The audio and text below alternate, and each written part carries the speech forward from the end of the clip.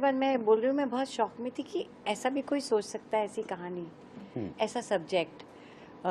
मैं बहुत इम्प्रेस हो गई। और फिर ये था कि मेरा रोल, मेरे रोल के बारे में थोड़ा सा मुझे डाउट था कि मैं करना चाहूँगी कि नहीं, because it was a very different kind of a role which I have never done before, and I was a little worried about it, and then I said I'll let you know, and the next day I said yes, I'm doing it. ये मैं आप लोगों से जानना चाहूँगी, आप लोग जब देखेंगे 18 से जब आ जाएगी।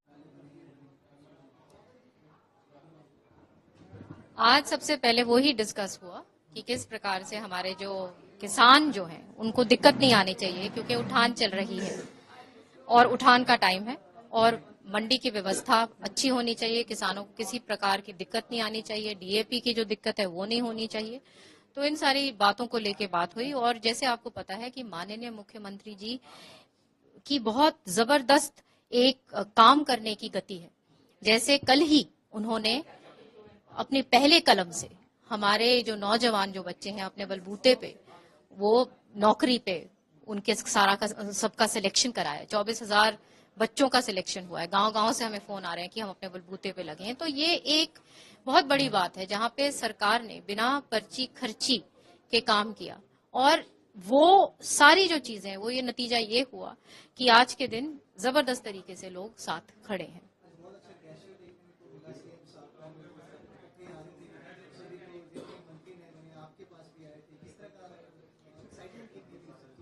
बहुत अच्छा लगा। सीएम साहब ने तो मुझे आशीर्वाद दिया अपना हाथ मेरे सर पे रख के, क्योंकि मैं उनकी छोटी बहन की तरह हूं। और उनके साथ उनके नेतृत्व में हम काम करेंगे और हरियाणा के लिए खूब अच्छी तरह से ईमानदारी के साथ काम करेंगे।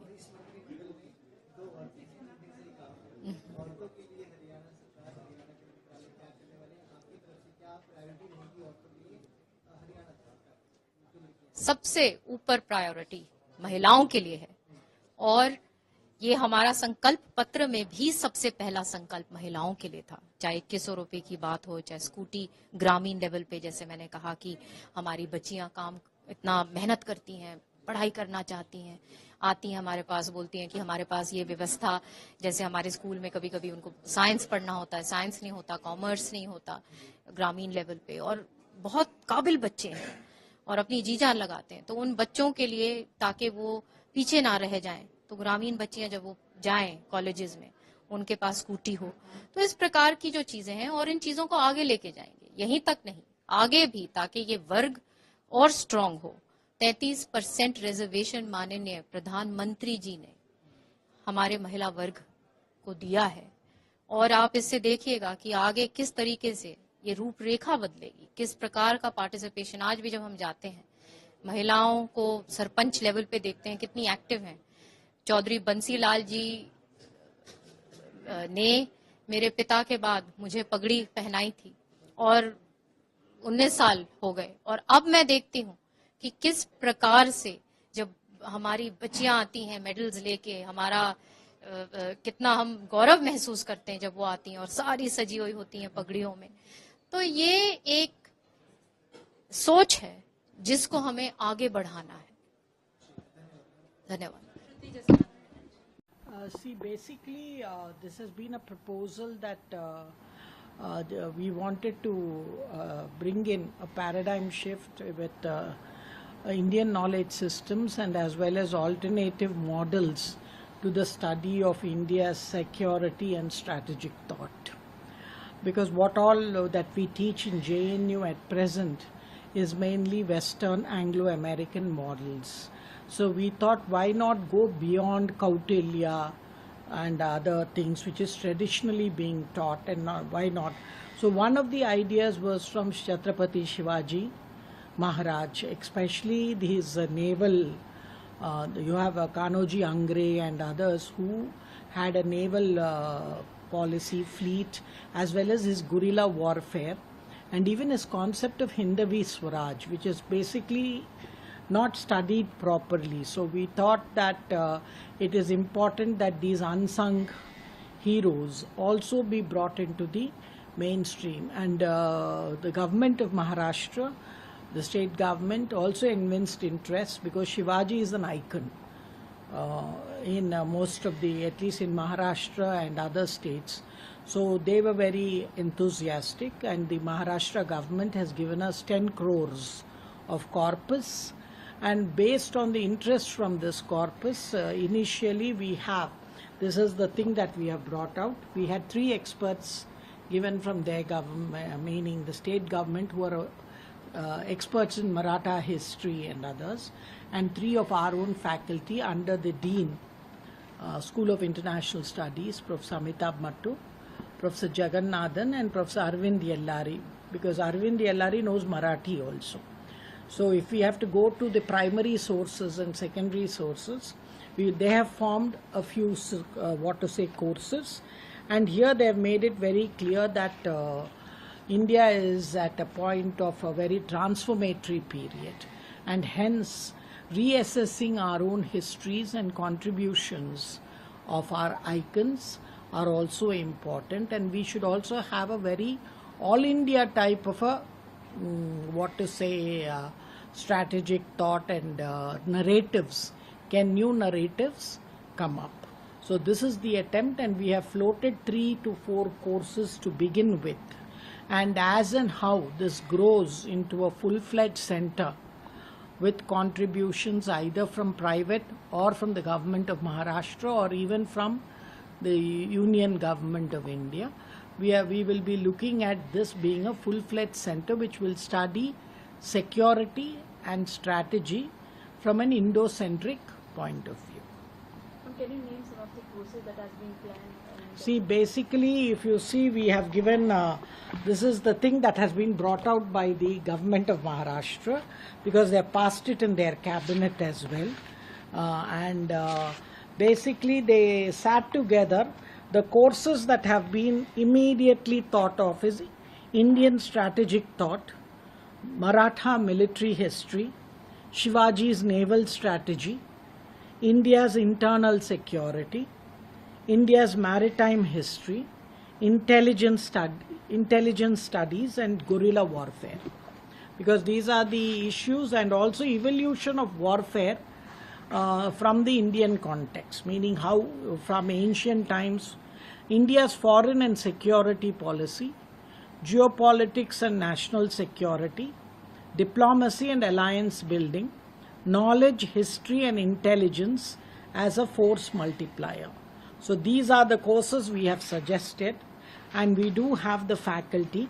We have also asked them to give us positions if this grows into a bigger center, depending on how much research we are able. So we are thinking of starting optional courses at the master's level and maybe PhDs, because we would need a lot of resources which we have to collect from the archives in Maharashtra and other places.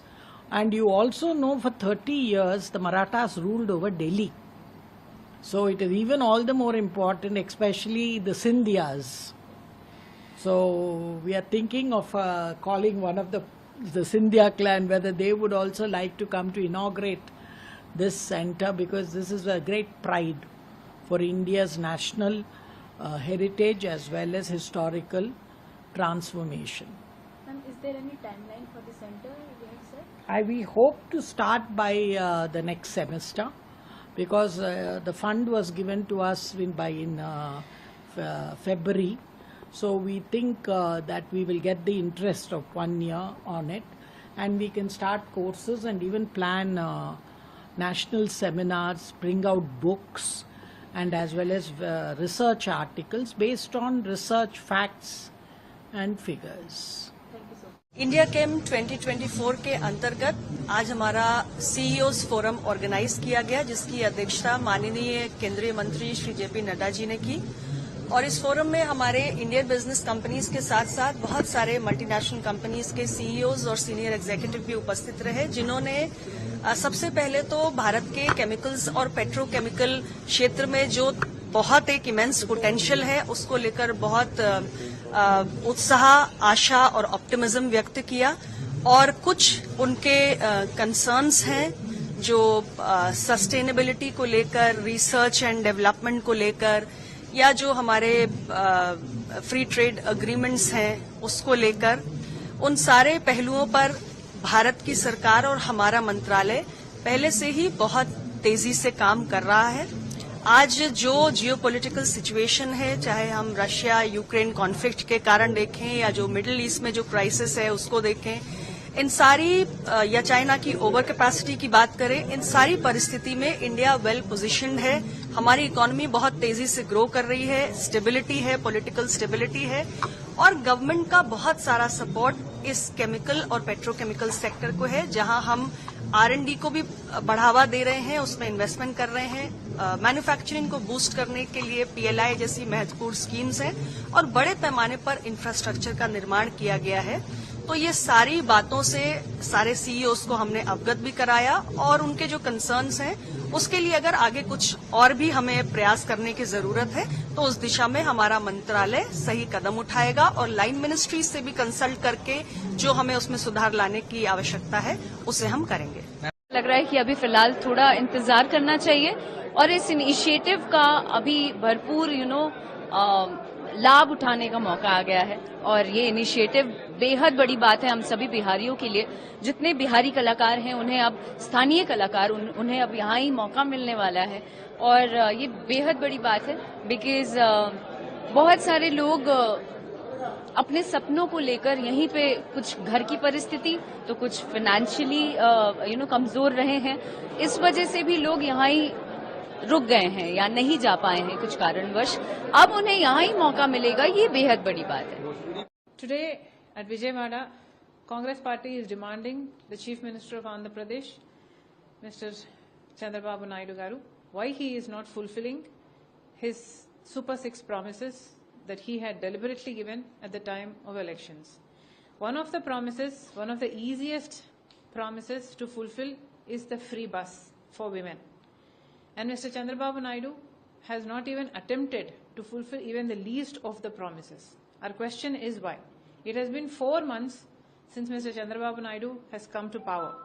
But even in this 4 months, he has not even addressed this issue.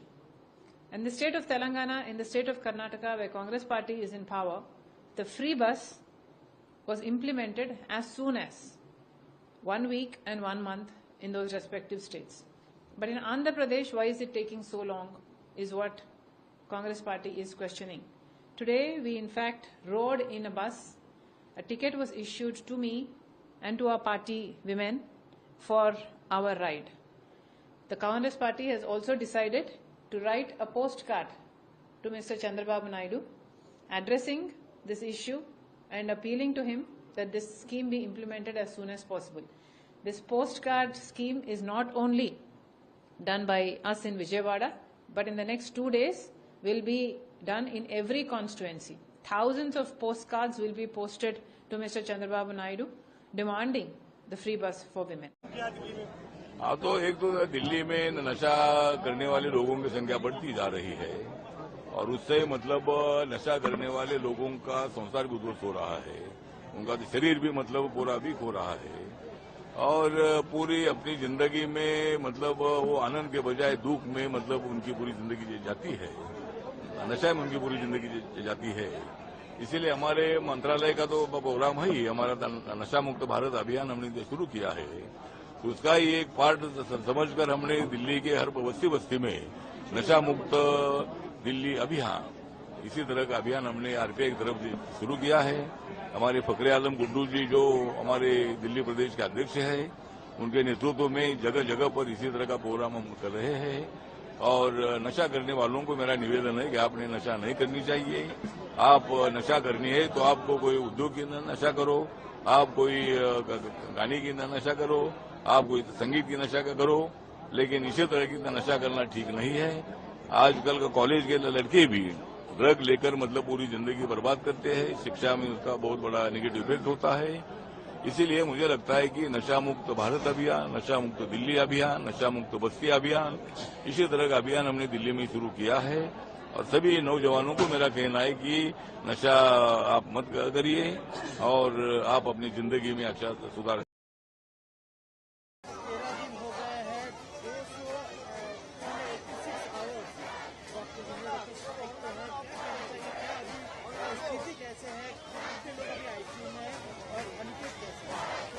देखिए आज मतलब 12 दिन 286 hours बिना खाए 13 दिन in total 12 दिन complete करके 13वां दिन आज है। तो इसके बावजूद भी हमारे जो 3 डॉक्टर्स अनशन पे बैठे हैं, डॉक्टर अर्नब, डॉक्टर स्निग्धा और डॉक्टर शांतनी, ये 3 डॉक्टर्स जो अभी अनशन पे बैठे हुए हैं पिछले 12 दिन कंप्लीट करके 13वें दिन 286 आवर्स, उसके साथ साथ और भी डॉक्टर जो बैठे हुए हैं, तो ये हमारी समझ से बाहर है कि अब हेल्थ सिस्टम को चेंज करने के लिए डॉक्टर्स और क्या करें। जो हमारे डिमांड्स हैं टॉप टू बॉटम, अगर उन डिमांड्स को पढ़ा जाए, जस्टिस फॉर अभया को इंसाफ मिले और दूसरा अभया जैसी घटना ना हो, इसके लिए हेल्थ सिस्टम रिफॉर्म हो। तो ये जो हमारे एक भी डिमांड गैर जरूरी बेबुनियाद नहीं है, सारे डिमांड किसी ना किसी तरह से पेशेंट को फायदा पहुंचाएंगे, हॉस्पिटल सिस्टम को फायदा पहुंचाएंगे। तो इन डिमांड को पूरा करने के लिए अब डॉक्टर्स क्या करें? अभी भी उनकी सेहत लगातार खराब होती जा रही है, उनको कभी भी सीरियस हेल्थ इश्यूज हो सकते हैं। इस हालत में बैठ के कलकत्ता के शहर में, कलकत्ता के बीच में बैठकर ये अनशन जो चल रहा है, अब भी सरकार खामोश क्यों है, ये हमारी समझ से बाहर है। संवेदना की कमी नजर आ रही है, हमदर्दी की कमी नजर आ रही है, और अगर दिल से बोला जाए जितने लोग रो रहे हैं उसकी आवाज सरकार तक नहीं पहुंच रही है।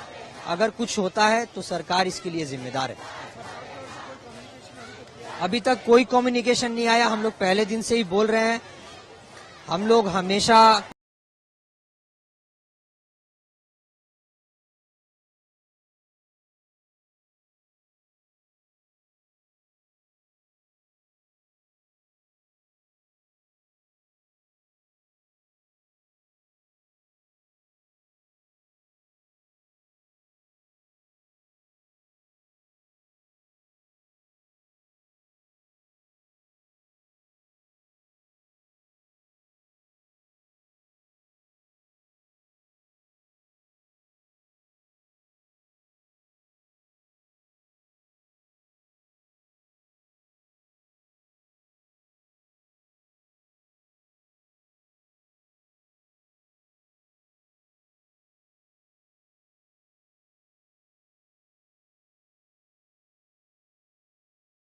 देख, मैं वही कह रहा हूं,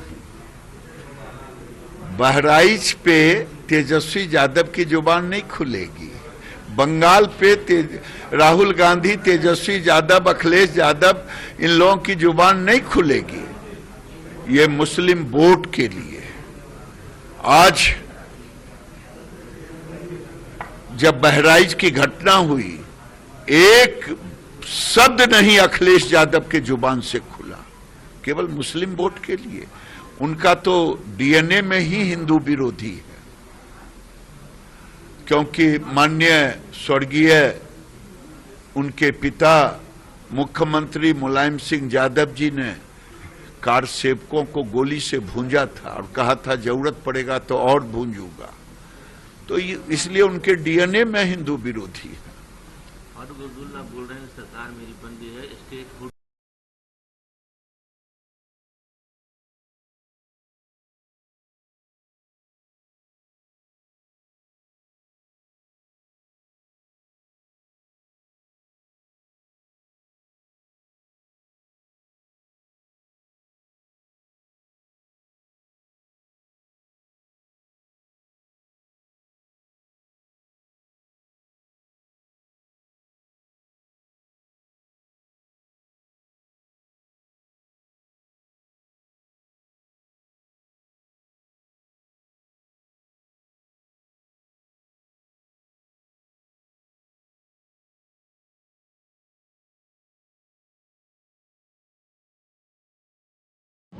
सरकार पूरी तरह से गंभीरता से ली है और इस तरह के वातावरण बनाने वाले बख्शे नहीं जाएंगे। उस जिले के अंदर पहले भी इस तरह की घटना घटित हुआ था, उसके बाद जब कार्रवाई हुई तो बहुत दिनों तक शांत रहा, और जो लोग इसके पीछे हैं उसके बारे में भी सरकार तहकीकात कर रही है, उसके चेहरे को भी उजागर किया जाएगा और बिहार के गरीबों के साथ, उसके जिंदगी के साथ खिलवाड़ करने वाले किसी भी कीमत पर नहीं बचेंगे। तेजस्वी यादव ने कह रहे हैं कि मजाक बन गया शराबबंदी और मौत के लिए नीतीश कुमार जिम्मेदार है। तेजस्वी यादव जी, जब विजय सिन्हा नेता प्रतिपक्ष होकर के ये प्रश्न उठाता था और आप उसी जिले में दौरा कर रहे थे, देखने तक नहीं गए थे, उस समय आवाज उठाने में क्यों दर्द होती थी? विजय सिन्हा उस समय भी इसका निंदा किया था, इसका प्रतिवाद किया था, आज भी करता है। और ऐसे अपराधी जो इसके पीछे कहीं न कहीं छुपे हैं, राजद से जुड़े हैं,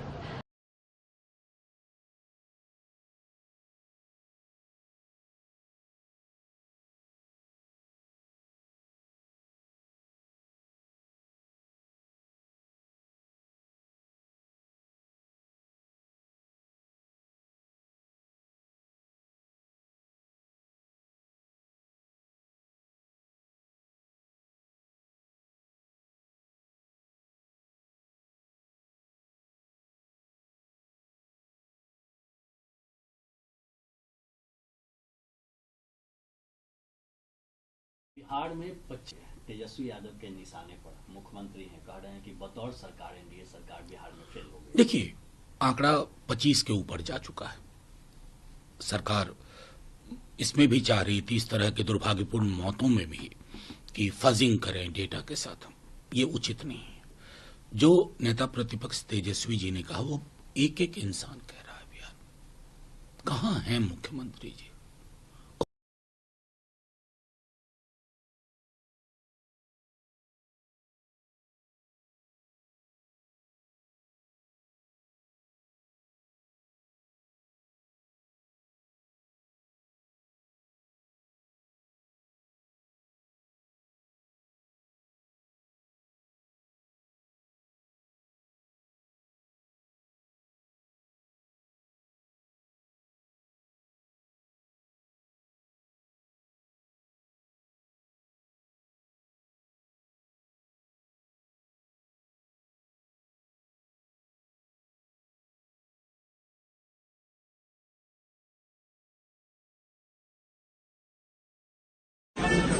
से किसी भी की मौत हो तो निश्चित रूप से यह दुखद है, पीड़ादायक घटना है।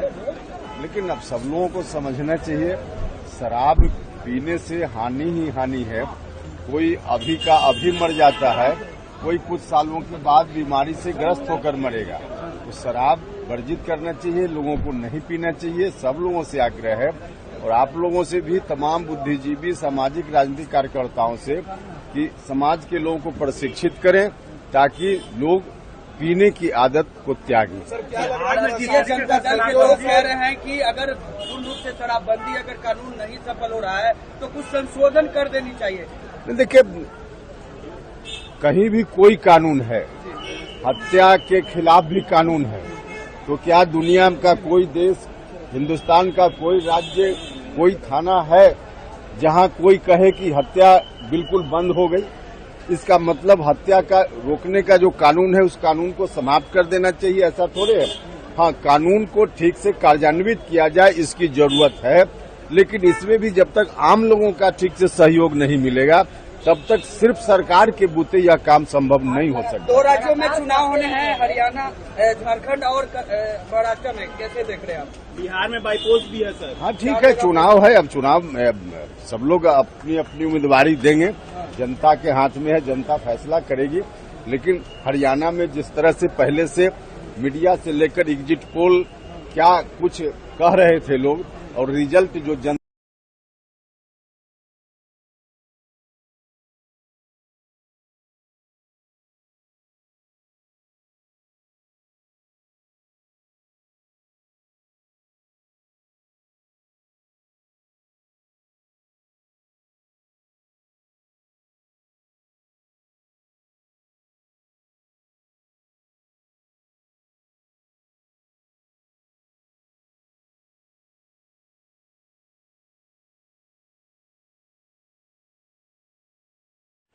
हमारे नए जनरेशन के साइंटिस्ट तथा इंजीनियर्स भारत के डिफेंस सेक्टर के फ्यूचर को प्रोजेक्ट करने के लिए कमिटेड हैं। मैं समझता हूं कि आप सब भी हमारी आर्म फोर्सेस के वॉरियर्स की तरह ही देश के एक मजबूत वॉरियर्स हैं। साथियों, समय और समाज में जिस तरह से लगातार ये परिवर्तन हो रहा है उससे आप अच्छी तरह अवगत हैं। हमें उसे गहराई से, मैं समझता हूं कि और समझने और उसके अनुसार भविष्य के लिए तैयार होने की जरूरत है। ऐसा आप सब भी अनुभव करते होंगे। आज समय के जिस पड़ाव पर हम हैं, इसका सही तरह से मूल्यांकन करने के लिए थोड़ा सा पीछे जाना भी मैं समझता हूं ये उचित होगा। मैं ज्यादा पुरानी बात नहीं करूंगा, मैं बस आपके सामने इतिहास की उन चीजों का जिक्र करूंगा जहां से इंडस्ट्रियल रिसर्च एंड डेवलपमेंट की भूमिका महत्वपूर्ण होनी शुरू हो गई। मित्रों, आप सब इंडस्ट्रियल रिवॉल्यूशन के बारे में अच्छी तरह से जानते हैं। मानव जीवन में व्यापक स्तर पर मॉडर्न साइंस का समावेश इंडस्ट्रियल रिवॉल्यूशन ने ही किया था और 18th और 19th सेंचुरी में यूरोप में बड़े पैमाने पर अलग अलग आविष्कार भी हुए थे। स्टीम इंजन, पावरलूम और अनगणित मशीनों का आविष्कार हुआ और दुनिया ने बड़े पैमाने पर मैन्युफैक्चरिंग इंडस्ट्री को बढ़ते हुए प्रत्यक्ष देखा भी। साथियों, लगभग 200 वर्षों में मानव सभ्यता ने जितनी प्रोग्रेस की है उतनी तो मानव सभ्यता के पूरे इतिहास में नहीं हुई थी। लगातार बढ़ते हुए इंडस्ट्रियल मैन्युफैक्चरिंग सेक्टर ने जो कदम उठाए वह अनपैरेलल्ड थे। शुरुआती दौर में टेक्सटाइल, पावर और उससे आगे बढ़ते हुए मानव ने ट्रेन्स, मोटराइज्ड व्हीकल्स इत्यादि का भी आविष्कार किया और उसके बाद पेट्रोलियम की खोज ने तो पूरी दुनिया में मानो एक क्रांति लाते हुए लोगों को एक दूसरे के करीब लाकर खड़ा कर दिया। इसमें कोई शक नहीं कि दोनों विश्व युद्धों ने मानव सभ्यता की इस लगातार हो रही प्रगति पर थोड़ी सी रोक तो लगाई, फिर भी इंडस्ट्रियल डेवलपमेंट का दौर चलता रहा। यह रुक नहीं पाया।